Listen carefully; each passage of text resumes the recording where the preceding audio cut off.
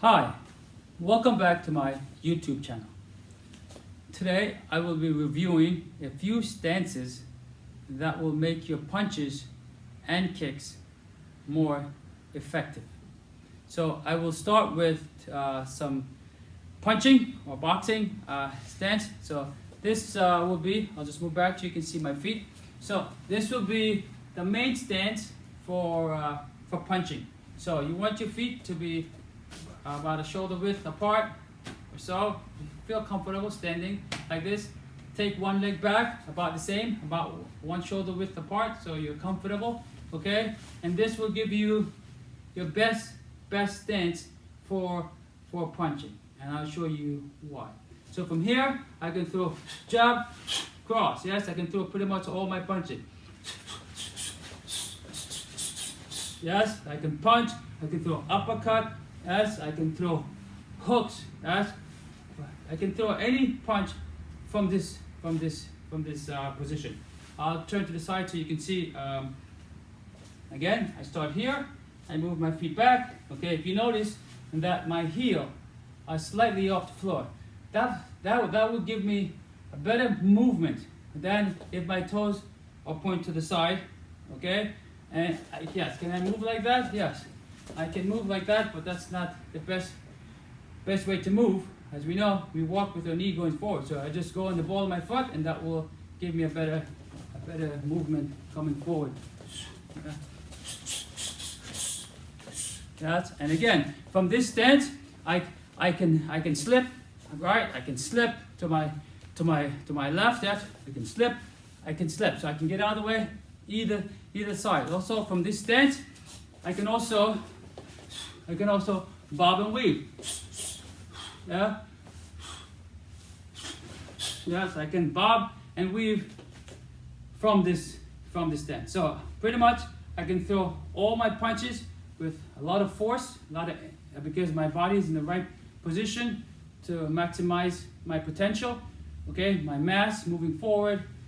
Okay. Now, if I stay here, again, like I said, I can move left, I can move right. Okay, I can bob weave, I can throw all my punches. So this is my main stance. Sorry, you can see my feet. So that I want to be in. Now, if I want to be in a more defensive stance, what I want to do is take my rear leg and put it almost behind this leg. So I'm standing like this. Now, this takes away some of my punching power. Okay, and some punches, but I can still jab. Okay, and what I like about this stance, really, and in this side facing stance, is you can really be on a defensive mode. All you need to do is punch, and you can tuck your chin, lift your shoulders, okay, and then you can protect here. And what I really like about this stance is that you can take this much distance. 1 minute your head is here, 1 minute your head is here. How do I do that? I show you. Okay, so when I'm here, my head is forward, almost with my front foot. Yes, yes, I can move, I can jab. Okay, and if they come after me, I take my head and I put it on the back leg, and the back leg here. Okay, so I'll show it this way so you can see. So my foot, if you can see the line, my foot is on the front line. Okay, my head is on the front line. Yeah, I'm jabbing. Yeah, I'm slipping, a little bit of that. Okay, now I can take my head and I go from this space all the way back to this space. So it's very hard for someone to catch me, especially if I was here. Now, if I was fighting like this and they're standing right next to me, okay, it might be a little bit easier, but usually I'm using this to keep them off. Okay, so they're a little bit further away, so if they start to swing, all I need to do is back up here. Yes, from here, yes, I can come back. Yes, I can sidestep. Okay, so from that stance, or more of a defensive stance, I may not be able to throw as many punches or strong punches, but I could be more defensive mode. Okay, so you want to be either in your main stance, so you can throw more, which I like. I like to be able to throw punches from here. here, you can move, you here, you bow, you can weave, you can slip, yeah? You can do pretty much anything. So from that stance, you can throw a lot of punches, okay? With the side-facing stance, it's more of a defensive stance. So you want to be able to hide more and jab and move and tag. Yeah, that's okay. But don't think you're going to be able to throw the punches as strong from that stance because your body is not in proper alignment to maximize your potential, the power from your body. Okay, so that's with your boxing stances. Now I'm going to move to some kicking stances, and I'll try to explain to you why it's a little bit different for kicking and punching. So basically, if you look at a track athlete when they are in a race, you'll see that before they start the race, like a 100-meter race, they go into what's called a starting block. Okay, so the starting block, they put their one foot in the back, and then they drop their head to the floor, and they'll be able to kick out of that block and run as fast as they can. For Taekwondo, it's very similar because my goal is to get from here to there as fast as I possibly can. So basically, I do the same stance, like going into my runner's block. Okay, my starter's block. Okay, I put my foot down in the back. I put my knees down. I put my front foot around my knee. And since I'm not starting from here, I'm standing up. All I do, I stand up. So this is where I'm gonna get my best speed taking off that way if I'm kicking with this leg, which is a lot of kicks, front kicks, roundhouse, turning kicks, okay, downward kick, which is axe kick, or even back kick. It doesn't matter. I need to be able to take off going forward. This is gonna be my best stance, okay, and I call this my root stance.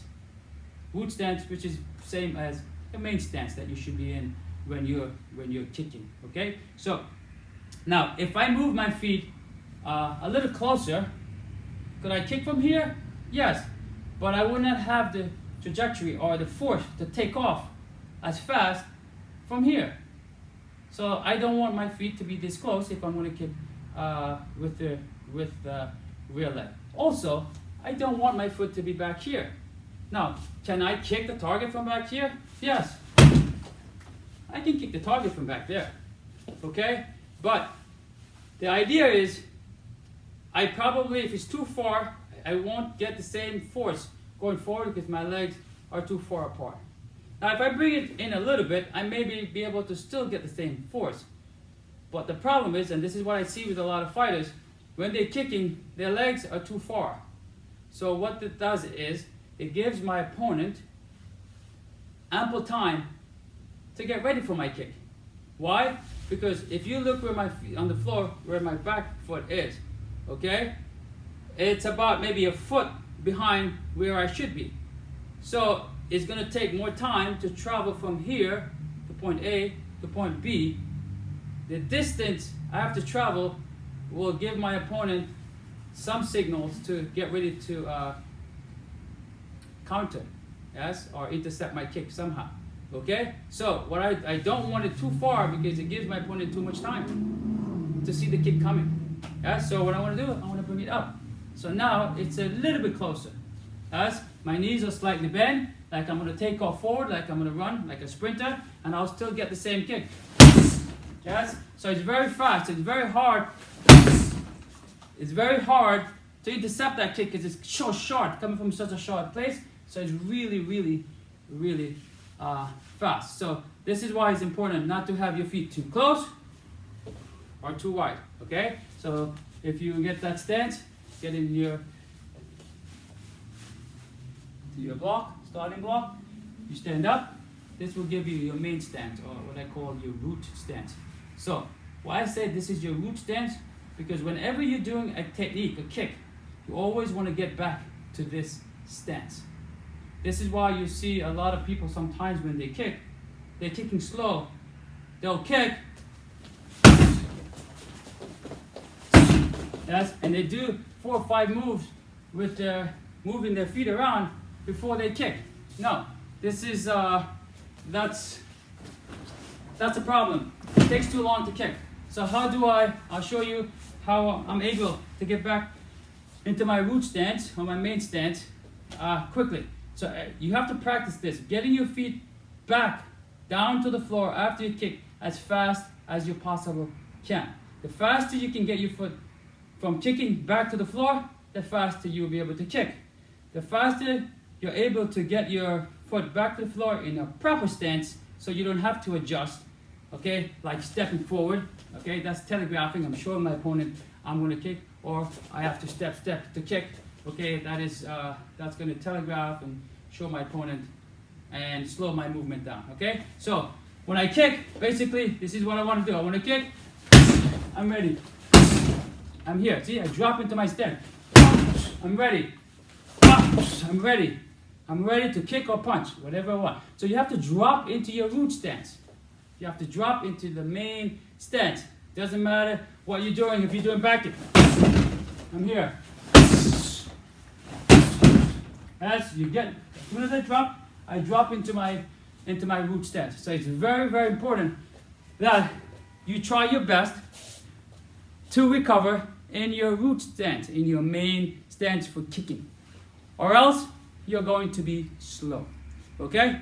Now, there are other, there's another stance that a lot of people use. It's called side stance. Okay? So again, this stance, from this stance, same as boxing, you will not be able to pull off as many kicks from this stance, because your body is back here, and yes, you can use your leg, the lead leg very well. Yes, if that's what you want to do, okay, you can stay in this stance because you're trying to be more defensive fighter. But it takes away a lot of it takes away your punch, and it takes away kicking with the back leg. So usually you see someone like this, they're getting ready to kick with the lead leg.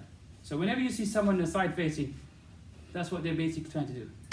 Stop you with a side kick, pretty much. Okay, now also, if you want to use this side kick, okay, and my opponent is here, okay, and I'm here. If I try to stop them and they're there and they're not moving, it's not going to work. Now, if I want to stop and I bring my leg in and kick, then again, it's another way of telegraphing or slowing my movement down. Okay, so when if you're doing a side facing for kicking, you do not want your stance to be too wide. Okay, so if I want to kick with this leg, my opponent is here. When I put my weight on this one, no, I'm away from my opponent. If they're standing there, it's going to be very hard to catch them. So what I want to do, if I'm here and I know he's right there or she's right there and I want to stop them, I bring my back leg up, so my leg is under my body, and then from there I can be able to pick it up and I'll be able to catch them. Yeah. So if you're doing a side kick, do not keep your legs too wide if you're planning on advancing. Unless you're trying to stand there and wait to catch them coming in, it's a different story. But if you're planning on going forward, your legs cannot be too wide. You have to bring it in. So now my leg is under my body, so I can even pump 2, 3 times, 5 times, as many times as I want. I can even start from here and go, yeah, and I can hit from there. But again, if somebody knows you're doing side kicks and they know how to fight, then they should be able to counter you, okay? Because that leg is up. You should be able to know what to do to get away from that. There's also in another video, I'll show you what you need to do. Once you know what someone is doing, there's always a counter. This is the thing. When you're fighting, it's a science. There's always a counter to an attack. Okay, so all right. So I think I'll stop here for today. I hope you got some good information that you can use. Please remember to subscribe to my channel, like, share, and comment, and I'll see you in the next video.